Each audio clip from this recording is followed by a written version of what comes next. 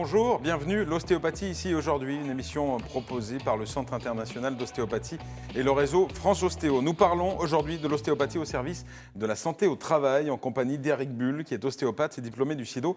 Éric Bull, bonjour. Bonjour. Alors, de nombreuses entreprises vous font confiance au SIDO pour améliorer le bien-être au sein de l'entreprise. Parlez-nous de l'ostéopathie au travail, Éric Bull. Justement, à l'entreprise, la problématique qu'on va rencontrer, c'est les mouvements répétitifs, les mouvements répétitifs que le salarié va avoir à réaliser, les positions prolongées que vont devoir maintenir les salariés, assis devant un ordinateur, sur une chaîne de travail, à piétiner. Donc tous ces problèmes peuvent engendrer on peut dire des maladies professionnelles. Alors, on va saluer Pierre-Louis Bion, qui était ostéopathe du sport diplômé du SIDO, et puis Jamel Abdechakour, salarié du SIDO, qui est actuellement manipulé par Pierre-Louis Bion. Aujourd'hui, on intervient en entreprise, on fait de la prévention, du conseil. Oui, c'est-à-dire qu'on pourrait dire que le point de départ sur l'évaluation d'une possible maladie professionnelle, c'est l'évaluation des amplitudes articulaires. Car c'est lorsque l'amplitude articulaire va commencer à céder, va commencer à diminuer, en l'absence peut-être même de douleur, c'est déjà le point de départ de problèmes de douleurs articulaires et musculaires. Alors, l'ostéopathie peut intervenir pour une meilleure qualité de vie au travail, pour moins d'absentéisme, et éventuellement, quelles sont les indications sur lesquelles l'ostéopathe peut intervenir dans l'entreprise ? Disons que par exemple, si on prend l'exemple d'une maladie professionnelle comme le syndrome du canal carpien que certains connaissent probablement, qui est une maladie qui est liée à, en fait, on peut dire à la conduction nerveuse dans la main. Les salons de coiffure connaissent bien, par oui, exemple. Oui, tout à fait. Dans tous les gestes répétitifs, on peut retrouver ça. D'ailleurs, les 2/3 des maladies professionnelles ou troubles musculo-squelettiques touchent le membre supérieur, l'épaule, le coude et le poignet. Donc, par exemple, si un salarié dans son entreprise a un blocage d'une articulation du poignet, sur les gestes répétitifs, on peut se retrouver rapidement sur les symptômes d'un syndrome du canal carpien. Et la maladie professionnelle peut commencer. Donc, on a un vrai rôle d'anticipation sur ces pertes fonctionnelles. Comment on fonctionne ? On analyse le poste du travail, on fait un petit audit sur la santé au travail, et puis on préconise ensuite des manipulations. Oui, alors au SIDO, on se met donc vraiment au service du salarié et de l'entreprise. Donc la finalité dans un premier temps, c'est d'avoir une étude de poste. Nous avons Martin Garret qui est un expert, on pourrait dire, dans l'ergonomie du travail.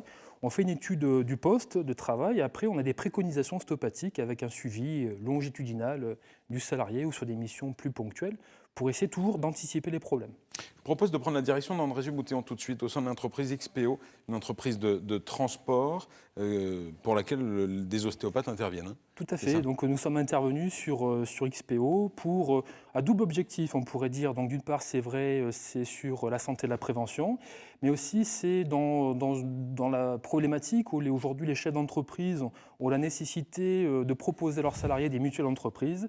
Le chef d'entreprise, en l'occurrence, voulait simplement vérifier que ses salariés utilisent bien la mutuelle pour laquelle il investissait et pour laquelle donc l'ostéopathie était proposée. Allez, regardons le reportage de Sylvain Tizy chez XPO.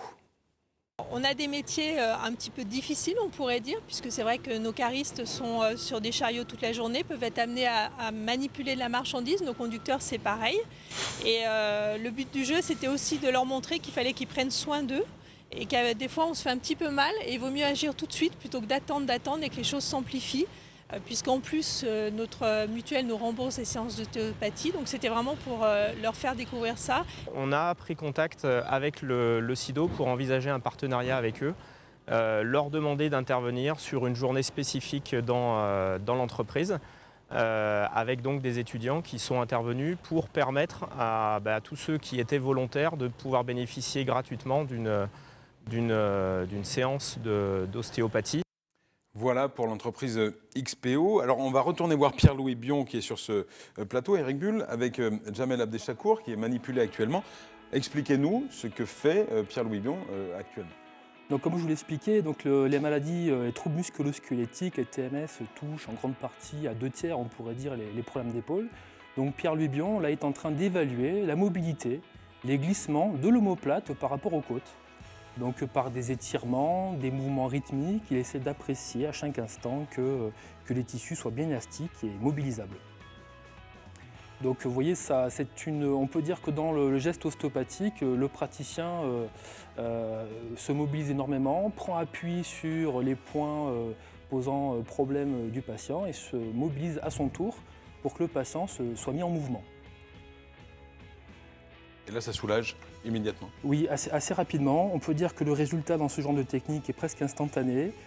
Parfois, dans certaines maladies un peu avancées, notamment ici, au niveau de l'épaule, où on a des problèmes de coiffe, hein, c'est un mot qui parle aussi, les problèmes de coiffe, peut-être qu'il y aura des stades un petit peu désagréables par moment, mais la finalité, c'est que le patient retrouve une meilleure amplitude, en dépit peut-être du problème de coiffe qui reste quand même encore présent.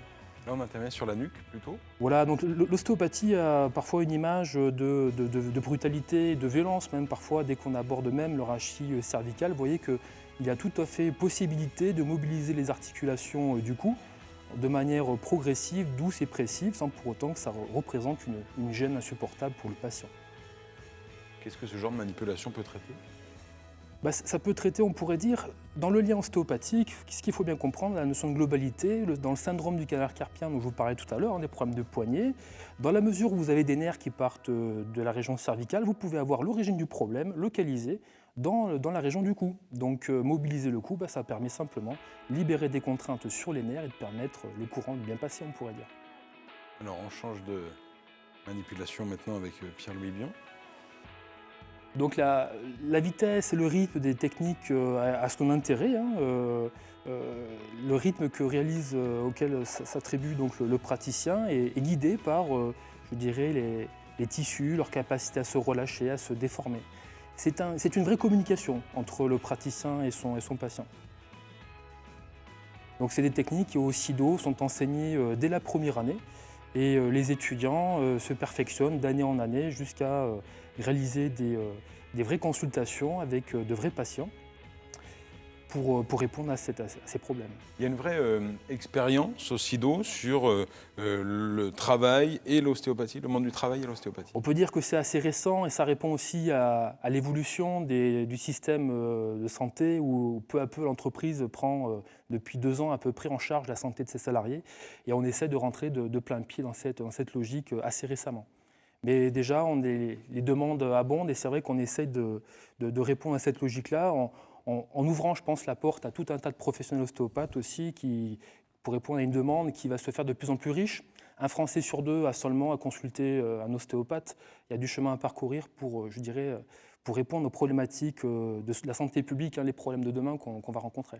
Dans les entreprises aussi, la conscience évolue vis-à-de l'ostéopathie. Oui, bien sûr, c'est un long travail, un travail pédagogique également à réaliser, parce que c'est vrai qu'il y a encore des images peut-être de l'ostéopathie, quelque chose d'un peu occulte, et finalement on se rend compte que l'ostéopathie a un rôle de plein pied à prendre sur la santé des salariés, et aussi avec l'intérêt commun de l'entreprise. Très bien. Dernière peut-être manipulation, je ne sais pas si Pierre-Louis Bion a encore quelque chose à nous montrer sur Jamel Abdechakour qui participe à cette séance et puis nous...